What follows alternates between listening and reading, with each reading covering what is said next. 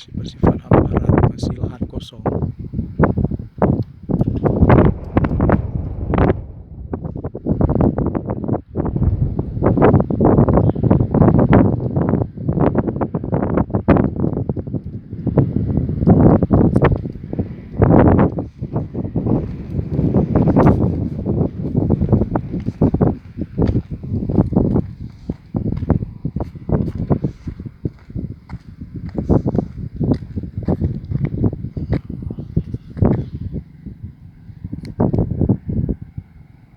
Ada pipa di bawah, sepertinya pipa air.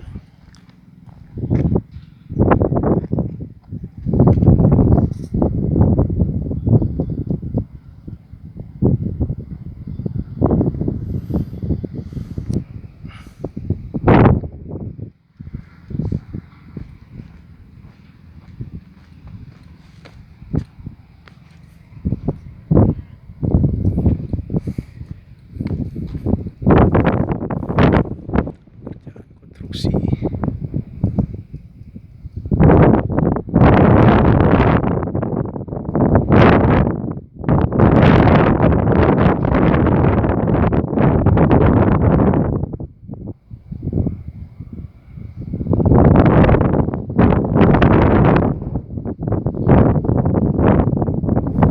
Inilah Kia Ladang yang dibangun oleh pemerintah Aceh, yang dikelola oleh PT Pembangunan Aceh.